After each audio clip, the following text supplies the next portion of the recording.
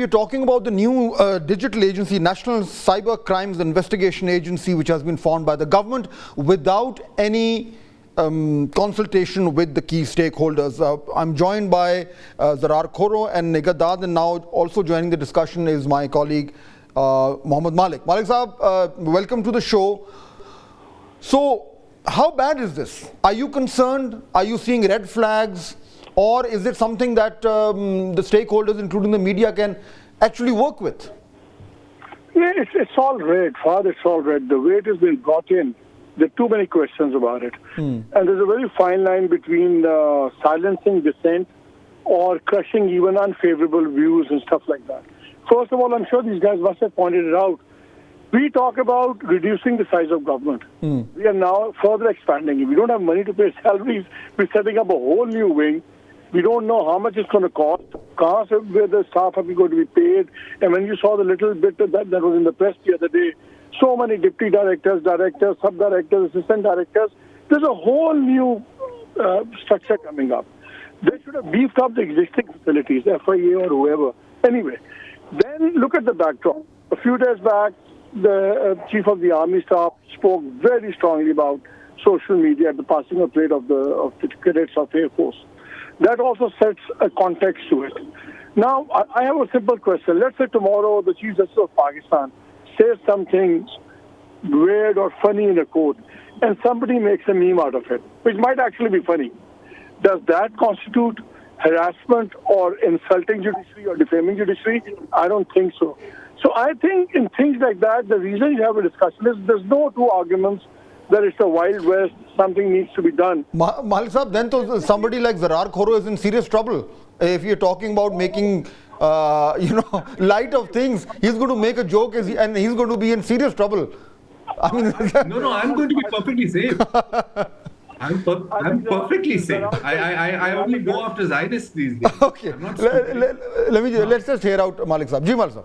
Zarar better think about moving your thought or something. No, I think the biggest check on social media and all is societal behavior and societal sanctions. Not some grade 18 officer sitting somewhere and deciding things. The debate is now, what are going to be the red lines? Where do we draw the line? I mean, just on saying that things are going crazy on social media. Yes, it is. You and I suffer. We all suffer in social media every day. But the point is, where do you draw the line? The way this thing is being come forward, it's too secretive. It's absolutely an executive thing. And when an executive does something in a silo, it's going to be abused. It's going to be misused. So I have no doubt about it. So if I just pick it up from there, if I just pick it up from Zarar, what Malick Saab is saying, and which is a genuine concern, we don't know what the red lines are. So what should the government do now, or what should stakeholders try and get the government to do if we want to ensure that this new agency is not abused and misused?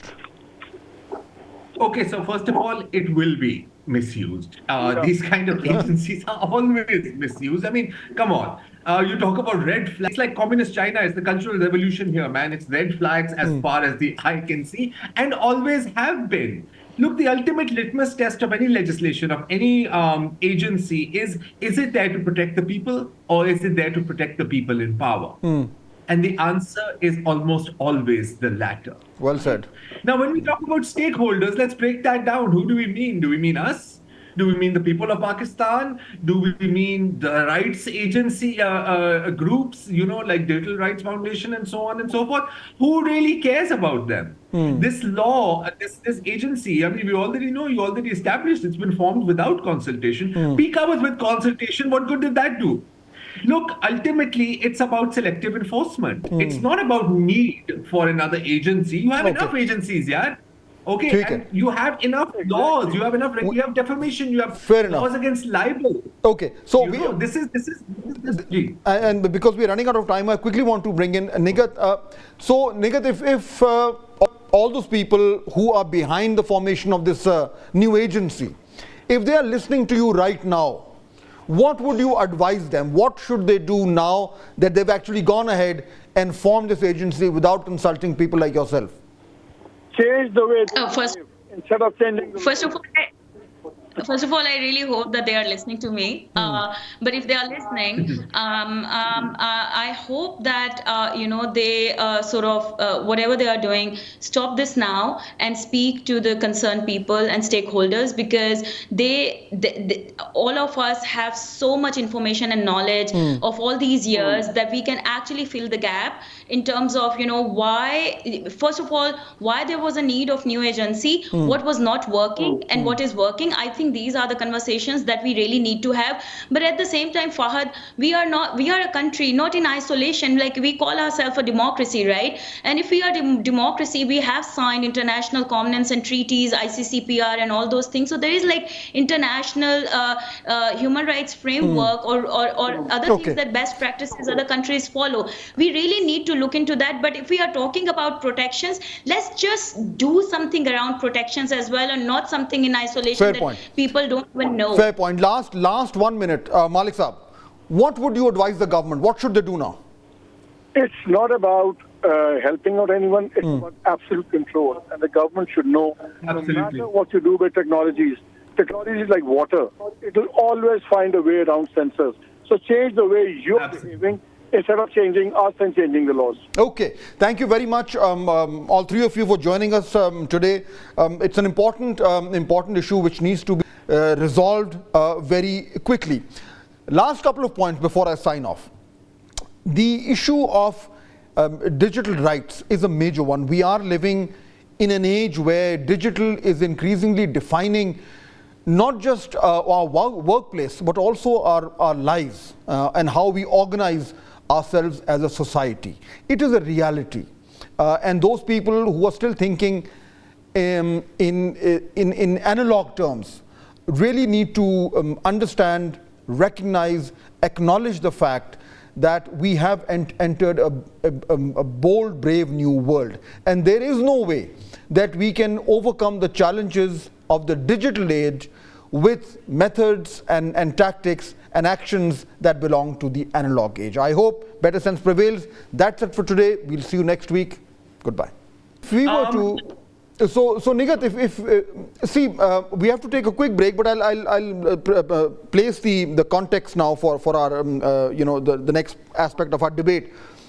The point is that we do need regulation. You would also agree that we need some regulation which protects people from harassment and bullying and all the other things that happen within the digital sphere. But that regulation has to be very carefully done. It has to be very thoroughly debated so that all the key stakeholders are on board. Now, this new agency, we don't know the details of what exactly it will do. What are some of the red flags that we should be looking for, and what should the government ideally be doing at this stage now that it has already announced the formation of this agency? Yeah, Fahad, so definitely there has always been a need of regulation, but regulation that sort of protects people and their rights in the online space, as Tara Saab said, protection of digital rights.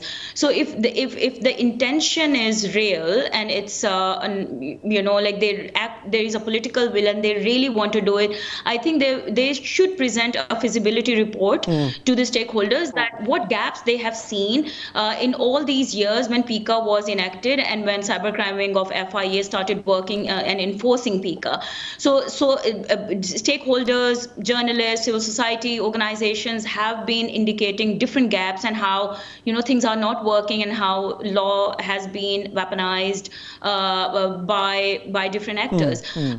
We don't have anything in front of us. So what exactly what was the plan? What process has gone into creating this new agency is itself a big red flag, right? And I basically worry that all these years we have been saying that cybercrime wing maybe, and to be honest, like I'm somebody who always try to, because we have a cyber harassment helpline, we work with victims and survivors, women victims and survivors who actually many of the cases we have dealt with have committed suicide